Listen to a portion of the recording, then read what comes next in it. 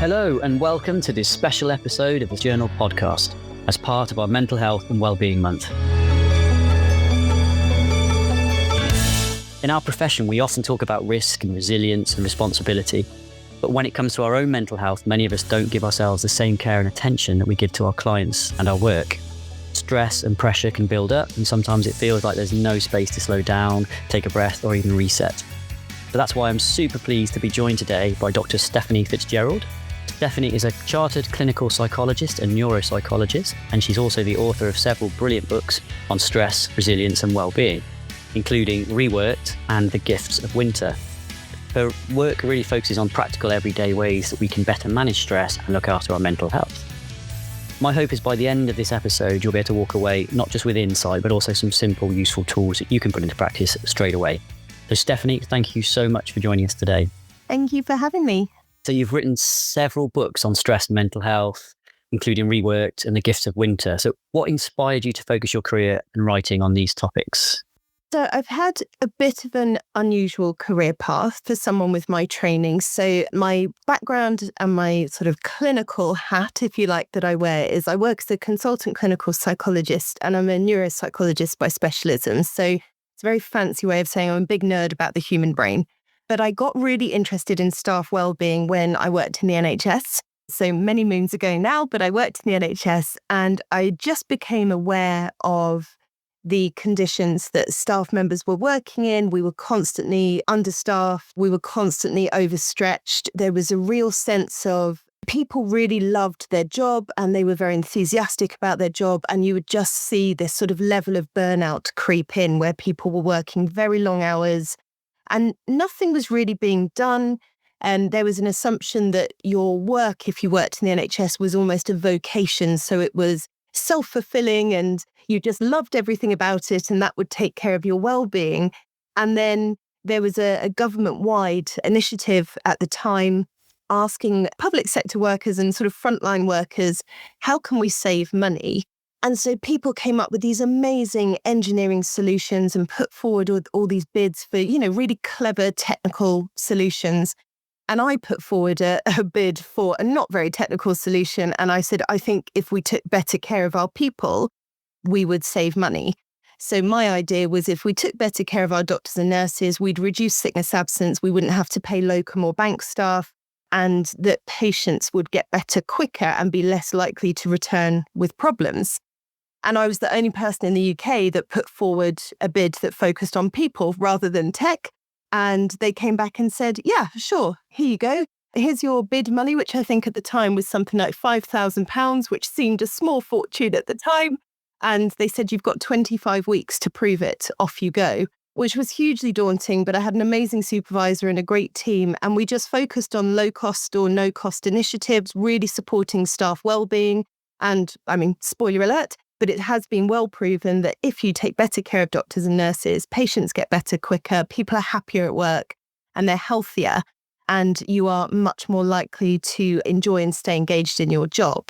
And once I saw that impact, it made me realize that actually workplace wellbeing was an area I really wanted to specialize in because pretty much all of us have to work and we spend so many hours at work. And I just had this real belief of actually, if we have to work because we have bills to pay and we need to put food on the table and all that good stuff, then we should be happy, healthy, safe and engaged at work.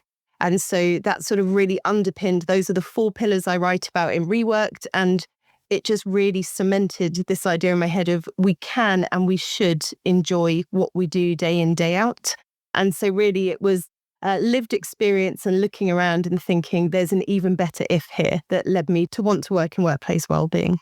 I thought you were going to say the NHS said no thanks, but that's great news to hear that actually, yes, they invested in it. And I'm sure you got to see quite an impact that you made locally or in that area. So yeah, the NHS is notoriously known, isn't it, for stress and obviously COVID, pandemic, cuts and everything. So you see it on the news all the time. So well done for discovering something so passionately and making a difference already. So, and obviously since then you've gone on to achieve so much more and have an even bigger impact with your books. And obviously the audience is going to be listening to us today. So that's great. So we talk about stress a lot, anxiety, depression, all these different things. And I thought it'd be really good to really understand what is stress and why do we experience it? Because it's not always bad, is it? No, and I think that's really important to know because we can panic and get quite anxious about experiencing stress. And really, your stress response is a response to a stressor. So something happens, an external stimuli of some sort or some stressor in our environment, and we have a response to it. So if I've jumped out at you and yelled boo, your stress response would be activated because you jump and you might say, Steph, what are you doing? But typically then you might experience an increase in heart rate. You might feel a bit hot and flustered. And then your stress response would start to calm as the stressor disappeared. So once I've walked away, you'd think, phew, I don't have to deal with Steph jumping out at me anymore. So that's just a very silly example. But what can happen in work, for example, is sometimes we have chronic, unmanaged, ongoing stress. And sometimes I liken that to a treadmill. So it's almost as though we get on the treadmill at work and we have quite a comfortable pace and, we're just ticking along and everything's fine. And then clients or our bosses or our colleagues walk past and they just press the speed increase button just a little bit. And so then, you walk a bit quicker and you're okay, but you're struggling a bit, but it's manageable. And then someone else presses it and then someone else and someone else. And before you know it, you are sprinting to keep up with unreasonable demands at a pace that is unsustainable. And your body starts to feel, genuinely you start to become fatigued. You start to feel out of breath. You start to lose energy, all this stuff. And that's very similar to what happens physically in our bodies when we experience stress. We have this very strong stress response. And when we are not taking good care of ourselves and we don't manage the stress, because again, it's just our body's reacting to a stressor, it's doing what it's meant to do. But when we don't manage it, that's when actually we can lead to burnout. So I think it's really important to not fear stress and to recognize, oh, hey, my body's doing what it's supposed to do. This is a natural response to a stressor. But if we're experiencing that stressor in an unrelenting way, day in, day out in our work, then we really need to address, okay, this is becoming unmanageable. How can I start to support myself? I think the treadmill is a really good way to explain it. And actually it makes total sense. I think if you haven't already used it, you should use that. That's really good. And I like that, a manager comes along and presses speed a little bit quicker and someone else, I think most people could relate to it that way, actually. So I know in your book, you talk about the sympathetic and the parasympathetic nervous system. And I've read about it a few times, but I'd love it if you could explain what is it, what's it there for and what's happening when we get stressed. Yeah, so it's a really useful one to understand because I think if you understand your sympathetic and your parasympathetic, you can make sense of what's happening in your body. So your sympathetic nervous system is the one that gets activated by your stress response. And despite the name, it is not as nice as it sounds. So your sympathetic nervous system, if you like, is the loud, noisy child of your brain. And the parasympathetic is the calmer down. It's like the parent. So there's an analogy that the sympathetic nervous system would scream, there's a snake in the road. And your parasympathetic nervous system would say, calm down, it's a bit of rope. Yeah. So it's that kind of very reactive, very loud, very sort of out of control part of us is the sympathetic nervous system, and it's your parasympathetic nervous system that's also known as your rest and digest state. So it's the nice calm part. And ideally, your brain wants a bit of both. It wants to experience a balance of both. But when we're very stressed, it's your sympathetic nervous system that gets activated. And that's things like your heart rate increasing, that's your palms sweating. It's very common to experience symptoms of IBS or bloating, digestive discomfort. And that's because when you're stressed, your body's not interested in processing food and finding slow release energy. It's not interested in that at all. It's on a kind of threat alert mode. So it's interested in survival. And that's a very ancient part of our brain that sort of activates that. And it's really challenging because you have the same response if a lion comes in the room or if you're reading a difficult email. And there's no way to say to your brain, I probably don't need this level of reaction to, a stroppy email from a client as I do if I'm being chased for my life. So there's something very sort of challenging about our sympathetic nervous system. And again, it's not to be feared. It's your body doing what it's supposed to do. It's your brain doing what it's supposed to do. But it's just an uncomfortable feeling. The kicker with stress is that it activates your sympathetic nervous system and it squashes your parasympathetic nervous system. So when we need it the most, when we would really benefit from a bit of calmness and zen in our nervous system, our parasympathetic nervous system tends to be squashed. Now, the good news is we can manually activate it quite easily. But remembering to do that when we feel very stressed can be quite hard to put in, which is why things like mental health practices and eating well, sleeping well, exercising, all those sorts of things are just very good for finding that state of balance. Because even though it sounds lovely, we can't live in parasympathetic mode because we'd never get anything done. We need our stress response to give us a bit of a boost and motivate us and make us feel good. But we can't live in sympathetic because actually we'd never sleep. We'd always be a bit wired. We'd always be a bit switched on and we wouldn't calm down. So we need a bit of both. But like I say, when you're very stressed, it's quite hard to feel relaxed and you almost have to manually introduce that to your brain to remind it like, oh yeah, this feels good. It's like a fascinating, clever system that nature's evolved, but we just need to give it a bit of a kick every now and again to ask it to do its job, which is great. So my stomach's okay today, but I do get that butterfly thought feeling when I get nervous. What's going on in the gut there then? How does that? Well, so your stress response, when your sympathetic nervous systems activate it affects something called peristalsis, which is the muscular movement actually through your intestine and through your bowel. And so what happens really is when your stress response gets triggered and peristalsis gets impacted, everything should move with a very nice, smooth rhythm through your system. So, everything's just sort of being digested and processed and it's all lovely. When peristalsis is impacted, without meaning to be too crude, either nothing moves or everything moves, which is why sometimes if we're very nervous or it's very common, for example, if people are attending something very emotional like a funeral, they can really struggle with stomach upsets. They can need very frequent trips to the loo. Actually, the same happens with our bladder. We can sort of lose this ability to inhibit our bladder or to sort of have proper bladder contraction. And so then we constantly need a nervous wee. And again, if we're not really tuned into our stress response, sometimes we don't match the two. So often people who have really strong symptoms of IBS or digestive issues, bloating, discomfort, maybe some food intolerances, they're not necessarily being told by medical professionals to connect the dots with stress. But there's no doubt that stress will absolutely exacerbate those symptoms. I think most people will experience some digestive discomfort and that then can impact appetite. So some people are stress eaters. So I'm definitely a stress eater. I raid the fridge if I'm stressed. But some people cannot tolerate the thought of food at all and they can go quite a long time just feeling a bit nauseated and the thought of food just puts them off and so they might pick or snack. And again, that's not great for your digestion. That's interesting, actually. You've just reminded me when I was 17, 18, I think I was doing my A-levels and I was suffering with it and they said it's IBS, irritable bowel syndrome.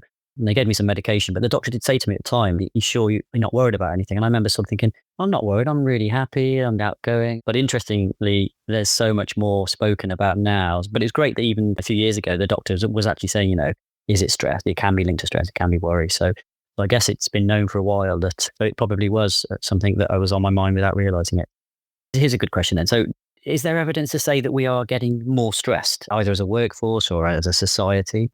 Yeah, so there's certainly evidence suggesting that we are experiencing more stress, more feelings of overwhelm. And I think there are lots of factors that contribute to that. So you've got a lot of global stuff, if I can put it that way, without meaning to diminish it, but a lot of global events that are going on.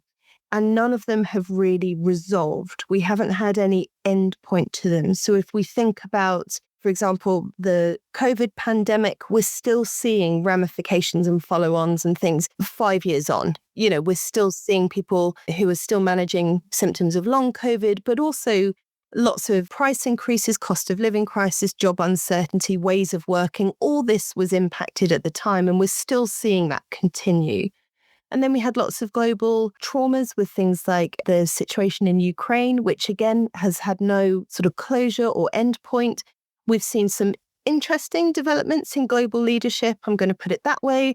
And we've seen some really disturbing changes in sort of more extreme political view that's, being presented, which is leaving a lot of people very anxious. And then we've got things like climate change and we've got all this anxiety around us. And we've never really been so flooded with global events and they've never been so tangible to us because now we have 24/7 news. We can connect with people in those countries. We've got really good accessibility to what's going on around us.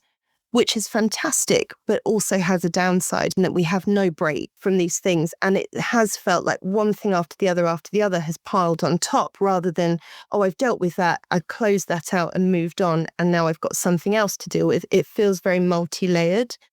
So we're really seeing the impact of that on people. And I think as well with work in particular, there are huge concerns around job uncertainty, and particularly with the rise of AI and things like that. We're seeing a lot of AI anxiety, and that's having a real impact. Yeah, it's talked about quite a lot in our profession, but no one's really got the answers yet of how it's going to look or what to expect. And no one can say, don't worry, your job's safe. And no one can say, your job's going to be gone. So you can understand, I suppose, and it's all subconscious as well, isn't it? We're not necessarily always thinking about it, but it's in our brains, and I suppose it leaves an impact. So obviously, speaking about sort of how much is going on now, there's so much more distraction. I'm going to ask you about social media, but I mean, I know there's a bit of a rise in perfectionism. I read something about since the 80s, it's been on the rise where celebrities and magazines that people read. So you're constantly being bombarded by the perfect body, the perfect life, successful people. And that's a really interesting story. So my next question is really, how do smartphones and social media affect our brains and our stress levels today? So it's a really interesting situation. And I always smile when people talk about their smartphone, because your smartphone is not making you smarter. So it's like a really interesting name that we've given it, right? Because we make it sound as though our phones are super smart, super intelligent. And actually, there is a lot of evidence that says we are rewiring our brain in an unhelpful way. So outside of the books, last year I published an article that was called Why Your Smartphone Means You Don't Have Clean Pants. And it was basically talking about the way that our smartphones work, and particularly social media and social media apps work. One of the things that they change is our dopamine receptors. And we need our dopamine receptors to sort of work in line with our brain because it's how we get a reward for doing something. Now, the trouble with our smartphones is that we can get dopamine at any point of the day. So if you are doing some sort of task that is a little bit dull or a little bit challenging, it is more rewarding for your brain to go on your phone and have a quick scroll through Instagram, or maybe see that you got a like on a post and you'll get a little hit from that. Whereas before, you used to maybe get some dopamine from doing a good job or finishing a task, and you'd have a sense of achievement and a sense of satisfaction. And our brains are very, very efficient. So they will go to the quickest path. They'll follow the quickest route to happiness. So they're not interested in future you and, well, this would be really good for my career, or finishing this complicated task would help my team. Your brain is interested in, I would like some dopamine now, please. And so the more we sort of mess with those dopamine receptors, the harder it is to find satisfaction in everyday life. And so what that means is that sometimes we need more stress to make us do anything. So we may need to be late before we leave the house. Okay. We may need to be right up against a deadline before we meet it. We may need to run out of clean pants before we do our laundry, hence the name of the article. So there's this sort of feeling with our phones that, we've never been more switched on and more technologically advanced. And I would argue we've never been using our brains in a less helpful way. And there is a lot of evidence that shows we're actually rewiring how our brains work by using our phones. And I think for me, the bit that I find really worrying, but again, quite telling in the name, is we talk about social media's users account. So you might say, what's your user account for? And that is the language of addiction. So addicts are users typically of whatever it is that they are addicted to. And it is safe to say that we are well and truly addicted to social media. And you see people suffer symptoms of withdrawal when they try and come away from it. And that is because they are literally programmed to engage your brain in the strongest grip they possibly can in order to keep our attention. And so actually the best thing you can do for your brain is to give yourself a break from your phone, and that includes social media. But it's also one of the hardest things to do because we're all users and we're all addicted. That's really interesting. So tasks that maybe didn't excite us necessarily now will seem even more boring because our dopamine levels have been affected by social media phones. That's really interesting, isn't it, actually? So maybe that the job's not got worse. It's just that our brain sees things differently now. So that's really interesting. I think you put it in your book about there's a CEO from Silicon Valley came out and apologized to human race, didn't he? For he was one of the founders of the scrolling algorithm or something. Is that right?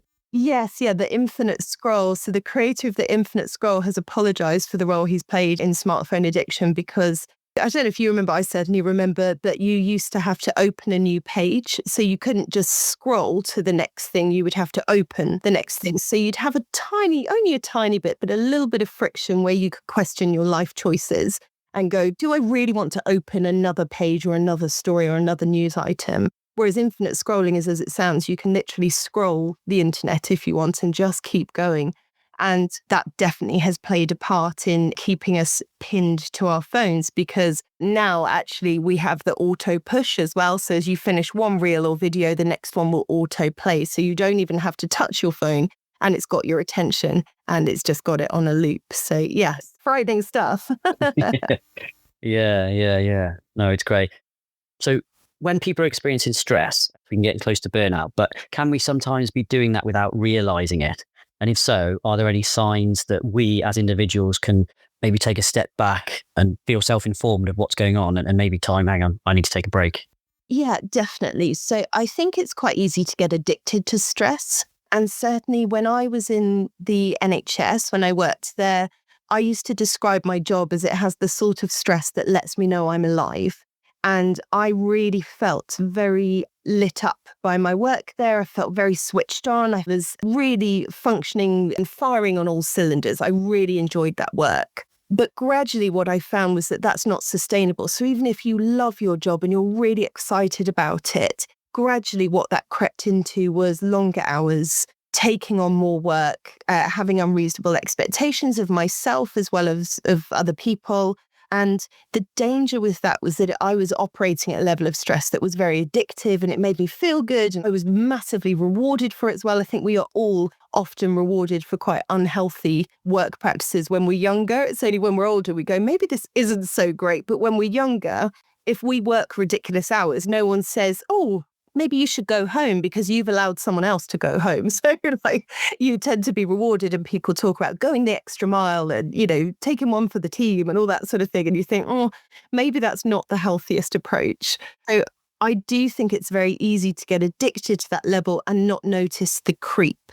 And so what I would say is as your stress is creeping up, it's important. And I have a whole chapter. In fact, the book starts with a chapter called Start by Stopping, which is rather than making assumptions about where you are, how you feel, where your energy's at, just pause and reflect and ask yourself, am I okay? And I think we've lost the art of that sort of reflection. We just assume we're fine and crack on and we go full pelt and we follow our routines and we don't change anything. And I think starting by stopping is sort of one of the most powerful tools we have because it allows us to tune in to what do I need today? How am I actually feeling today? Where's my energy at today? And if you do that tune in and you're still thinking, oh yeah, I'm fine, I'm not noticing any downside here, then I think if they're feeling brave, speaking to people around you and saying, would you say I'm overly stressed at the moment? Because often our behavior when we're stressed will impact on those around us. We can be a little bit short-tempered, we can be a bit snappier, we can be a bit more irritable, we can be a bit angrier with the world. And so sometimes, and you'll know yourself, right? We've all had days where we're a bit more stressed than others. Maybe someone cuts you up in traffic. On a good day, you think, oof, that was close, get there safely, take care. On a bad day, when you're a bit more stressed, like maybe the horn blares or there's a gesture, yourself when you're stressed and your behavior changes. So I think maybe it's having that period of reflection, maybe asking for other input, but also if your stress or your work is now interfering with your day-to-day life, if you're not able to look after yourself, if you don't have time to take care of your health, to cook yourself a healthy, nutritious meal, to go for a walk, to connect with nature, to be with your family, all those things, if it is just taking up all your time in an unrelenting fashion and it's not for a period or a project, that just seems to be the norm, then that's probably an indicator that the balance is not right and something needs to change. Interesting, because obviously what you're saying makes total sense. I can imagine people listening to this thinking, oh, I don't know how to do that. And this is where, and I've got a question on it, so we'll probably come back to it, but maybe where employers need to create something where people have that space, whether it's part of their one-to-ones. Because if you said to me, ask the person next to you, do you think I'm stressed? I'd probably be too nervous to do it. If you could create a culture where actually that's acceptable and normal, which isn't impossible at all, is it? maybe you've seen it in workplaces where you've done some of your work. We'll come back to maybe some of the workplace stuff. This is a question. I know that exercise is really, really good for me. I know that getting good sleep is really good for me in my diet, but why do I still have a beer after work? When I told myself this morning, I'm not going to have a beer tonight, why do I still feel like a beer? Why do I have a sweet craving and think, oh, it'll be okay? Why do I not go to the gym even though I know I plan to? It's almost like, my energy's gone. I feel a bit zapped and after work. Does stress affect our motivation and why is that? It absolutely affects your motivation. And I think it's really important that you know it's not your fault. So I think that's the first thing to say, because we can get really sucked into this pattern of really beating ourselves up and being so self-critical. Yeah. And then that, we're sort of berating ourselves, and then we can fall into this very unhelpful pattern. So if you're thinking to yourself, I meant to go to the gym, I meant to eat healthily this week, and actually it's Tuesday and I've already had 2 donuts and been my trainer, then that is not your fault. And the reason why it's not your fault is because when we live in a continual state of stress, which I would argue many of us are at the moment, just global events, workplace pressures, etc., everything is sort of triggering us and our stress response, we can struggle with something called amygdala hijack. So the amygdala in the brain, it's a bit like the alarm bell of the brain. And it's lovely. Think of it as your office temp, right? So it's lovely, it's very enthusiastic, but it doesn't really know the business, right? It doesn't really know how everything works. But it's lovely and it's ever present, right? So when your phone rings, it's your amygdala that will get a bit excited and go, oh, phone's ringing. And then it wants to talk to the CEO or your prefrontal cortex, and it wants to have a conversation. And actually, can you imagine if every time your phone rang, you've called your CEO and said, what do I do? So the CEO refers back to your hippocampus, which is the office manager, the filer sorter of the brain, and says, phone's ringing, what do we do here? And your hippocampus will say, oh, we know this person, take the call, or, oh, I don't recognize that, ignore it. And that will all be based on memory and experience. And so that little cycle is just how things happen in the brain and how it's all meant to work. When we are very stressed, the amygdala takes over. So again, this very excitable child of the brain sort of takes over, doesn't really understand what's what, and it just triggers an action which floods you with the relevant hormones to what the amygdala wants. And the trouble with that is the amygdala doesn't care about future you at all. It cares about what feels good now. So it is that sort of childlike instant gratification. And we slightly fuel that with things like smartphone use, because we can get anything we want now. If I want to see a funny cartoon, I can watch it this second if I want to. I can just pick up my phone and there it is. So the trouble with that is you may well pack your gym gear and you may have good intentions and it's in the boot of the car and off you go to work. And as you're leaving work, you're driving towards the gym and you're feeling quite stressed because it's been a full-on day and you're a bit tired. And the amygdala goes, we could go to the gym, or we could stop for ice cream. And ice cream is going to make me feel good now, and the gym isn't. So the gym might make me feel good in the future, but that's a future you problem. The ice cream is going to make me feel good right now, so I'm going to have the ice cream. And it's almost like the amygdala takes over. So rather than that rational process of check with the CEO, which is checking with the hippocampus, let's make good decisions based on information and memory, none of that. It just goes, I want ice cream, so you have ice cream. Mm-hmm. Similarly, you may go, oh, I'll go for a nice walk now. And the amygdala goes, well, we could go for a nice walk. That could be fun. Or we could watch repeats of Big Bang Theory on Netflix, and that's going to feel better now. And so you go, oh, okay. And then before you know it, you've wasted your evening watching repeats on Netflix and thinking, what am I doing? This is not what I set out to do. But rather than blame our brains, we blame ourselves and we say, oh, I've no willpower, I've no motivation. Mm-hmm. Whereas actually, when we start by stop, we can look at those instances of, am I self-sabotaging?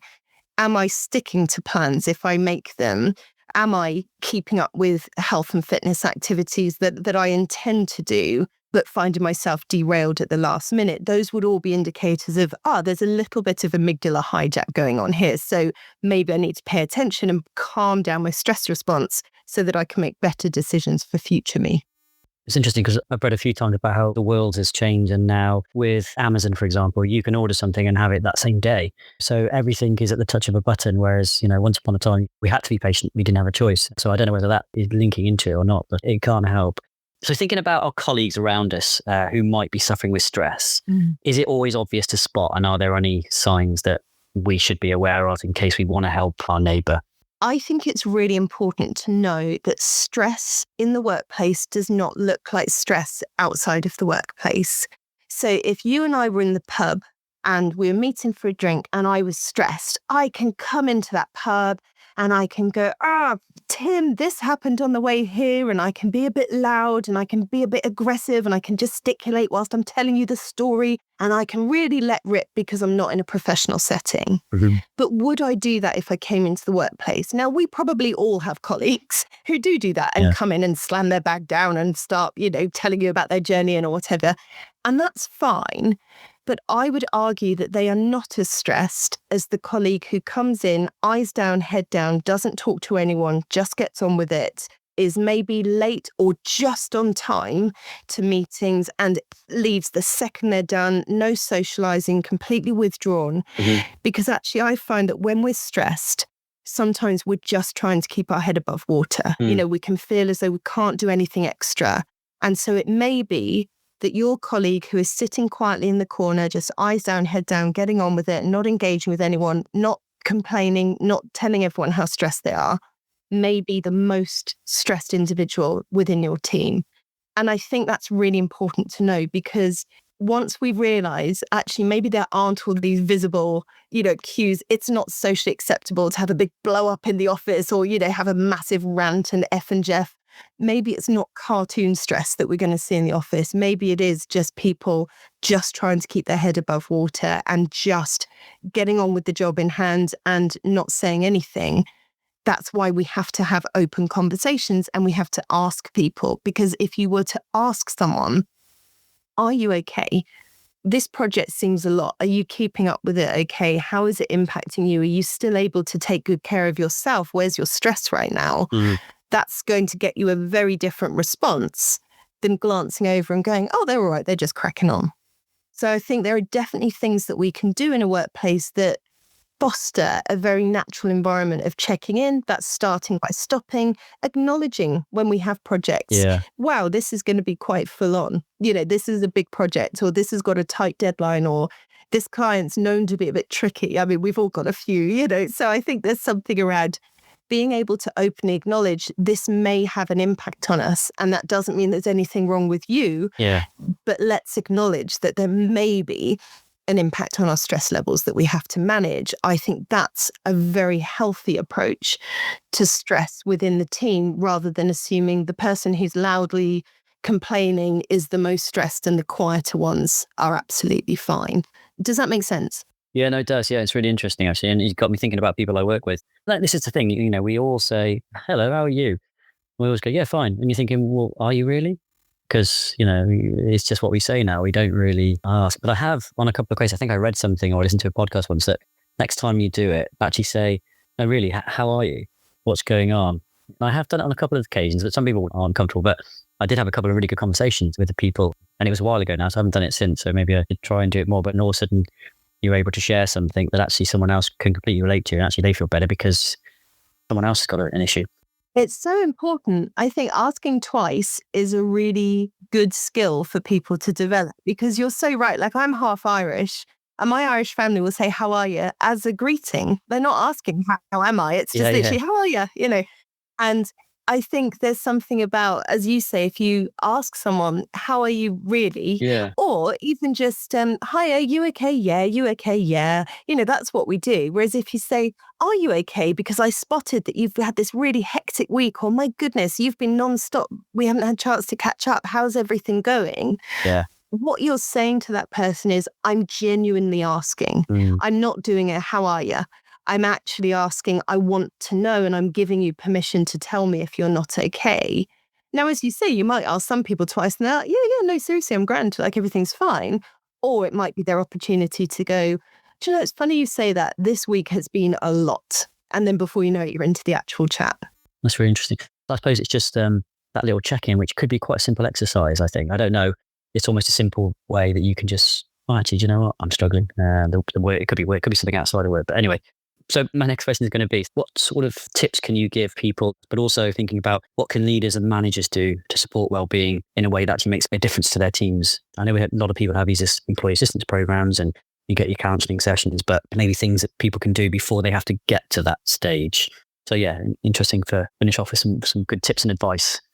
Yeah, so I think just because you mentioned there the EAPs, the employee assistance programs, I think it's really important that people realise as well there's so much more than just counselling. So often EAPs can offer advice for managers. If they're supporting someone else, they can get their own level of support, and they can support you with things like managing a return to work if someone's been unwell, and they can work in conjunction with occupational health. But also EAPs can often offer free legal advice. So if you're in a dispute with your neighbour about them parking in front of your house, or if you got Reading Festival tickets and it turned out it was a scam and you need to work out how do you get your money back, often all these things have been paid for by the EAP, but people don't utilise them.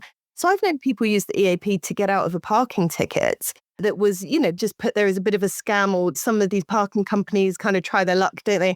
And that's the kind of thing that can cause real stress. And we bring it into work and we get really stressed about it. And we don't think, oh, actually, there's a resource that's already been paid for, that's free for me to use, it's completely confidential. I've got great access to this. So I just wanted to mention that because I think that could be a really practical thing. No, that's great. And I think if you're a manager as well, call the EAP and say, hi, I'm a manager. I'd like to be able to recommend the EAP. Can you tell me what you can offer my team? And then before you know it, someone has given you a bit of a quick breakdown so that you know what you're recommending. But also, if you're a manager, you should have called the EAP so that before you just give out the number, you can say to someone, when you call, this is what will happen. Because so many of us are quite phone anxious now because we don't use the phone very often. So the thought of phoning an anonymous number and being asked, well, what's your name and where do you work? People think, why? Who's spying on me? But actually, it's what's your name so they know what to call you. Where do you work so they know what level of EAP is being paid for? And that's it. No one's kind of monitoring that and feeding it back secretly. It's just any data from EAPs is anonymized and amalgamated and all that good stuff. So I just wanted to highlight that. But in terms of practical things that managers can do, I think when people think of workplace well-being, they tend to think, lettuce in the canteen, yoga on the lawn, bit of a mindfulness app, tick, tick, tick, and it's job done. And I think actually there is some basics that we can put into workplace that just alleviate so much stress for people. So good, clear communication about what's going on at work, acknowledging successes, offering thanks and gratitude. It is amazing the difference. I mean, the research on gratitude and just displaying gratitude at work. So saying thank you to someone who's made your day a little bit easier or who's made your job a little bit easier, someone who's supported you. So often we can reach out for support, get it, the task is complete. And we might go, oh, cheers for that. But actually, how much more meaningful is it to send an email just saying, thank you so much, really appreciated your support, wouldn't have got there without you. That can really be the difference between someone having a great day or a terrible day. And I think there's what's beautiful about that is it's free, right? It doesn't cost us anything but a few moments of time. But we probably all remember a client or a boss who really thanked us for something. And often we think of financial reward and incentive, but that's only felt once. Mm-hmm. So once you give someone a financial reward, all that happens is they'll want that the next time. So that's not to say don't reward people financially, but know that that's not the same, whereas a thank you kind of stays with people. So I think in an ideal world, we could do both. But I think it's really nice to know that if you haven't got the resource to financially support people, actually a thank you is really valued. So I think recognizing successes, I think celebrating successes as a team, because again, we can go problem to problem to problem to problem. And we're just so busy firefighting that we don't actually reflect and go, well, we did that together as a team. And that was really impressive and really enjoyable. And I loved working with you and all this kind of good stuff. So I think celebrating successes, really, really clear communication. So really understanding, I guess, what's going on in your company and reiterating why your role matters. You want people to stay engaged in their role. And I've certainly worked with people at a very senior level who will say to me, well, I just push paper around all day.